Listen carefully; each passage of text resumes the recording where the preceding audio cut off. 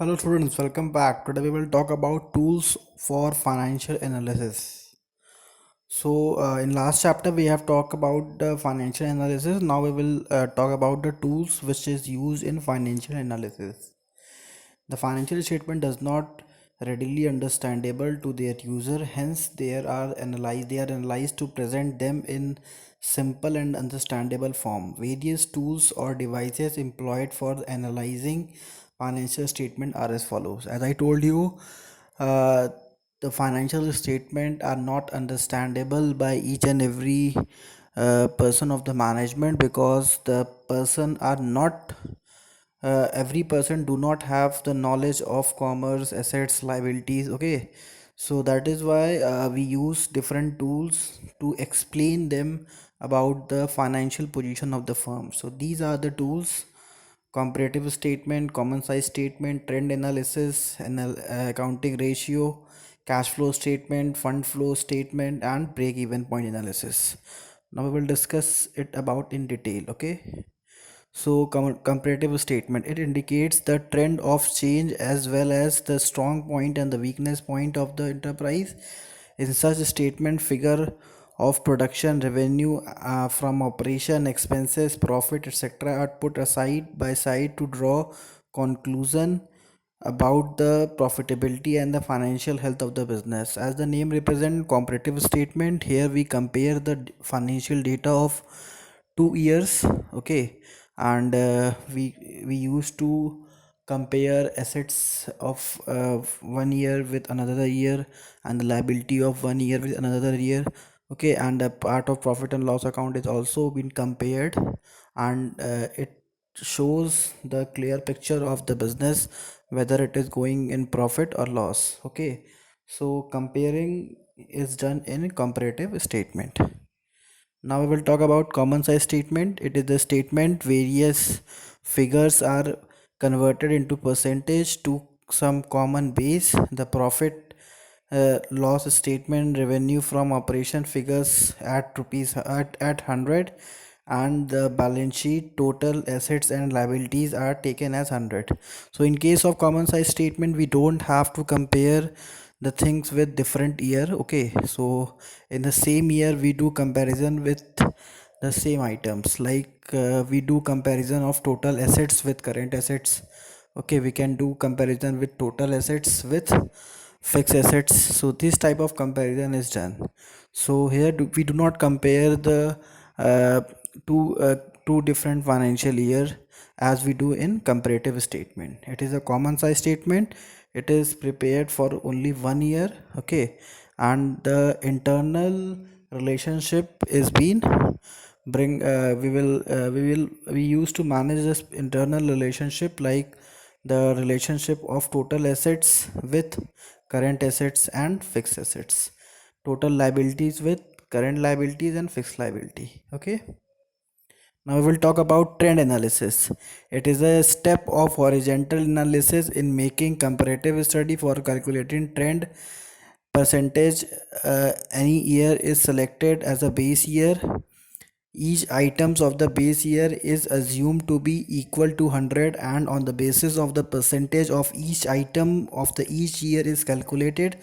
Trend percentage is helpful in revealing the trend increase or decrease in the various item. So in trend analysis, we can do comparison between 2 to 4 years, like 2 years, 4 years. Financial data has are present, we can compare them, but the rule is that we have to take 1 year as a base year.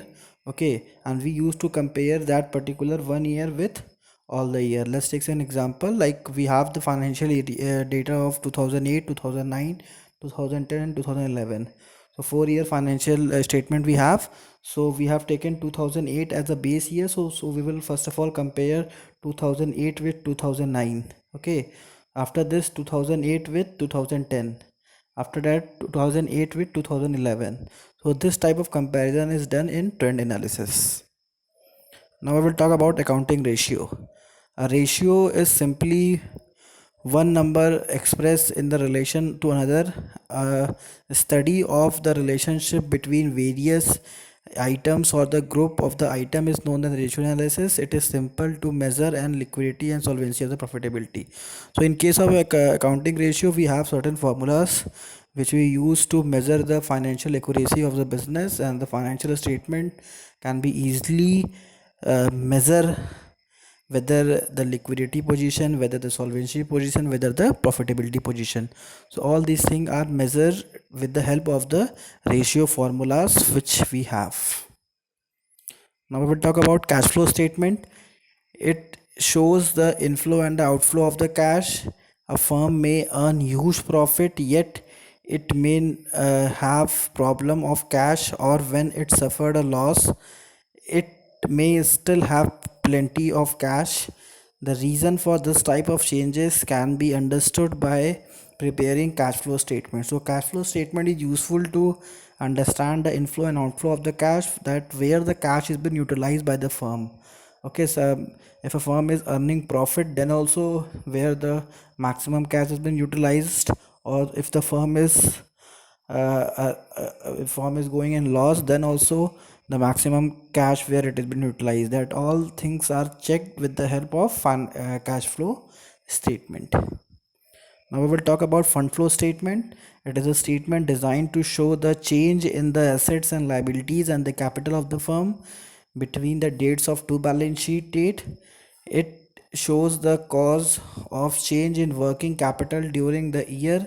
It also discloses the source from which the funds are obtained by the enterprise, also determine the specific uses of which fund are being applied. So we will talk about fund flow statement. It is basically used to measure the working capital, okay, like where the working capital has been used and what are the changes in the working capital. Apart from that, we also focus on the different sources from where the fund has been raised by the firm, and from when the sources are good for the firm or not, okay, like sources can be costly also, and the sources can be cheap also.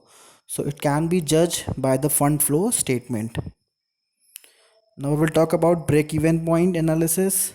It is the point where the tool costs are exactly equal to the total sales. As this point there is neither any profit nor any loss. It can be also determined as a no profit and no loss. So break-even point analysis is a point where the firm is in a situation where the firm is not earning maximum profit, or not, firm is not incurring loss. It is the equilibrium stage of the firm, okay. So this type of analysis also firm do when the firm is in the stage of a startup, okay. So in this class you will study about individual chapter we have of comparative statement, common size statement, and this cash accounting ratio and cash flow statement. So this we have individual chapters, so we will discuss it about in detail, okay. Thank you, and kindly complete your notes and the worksheet which I am sending.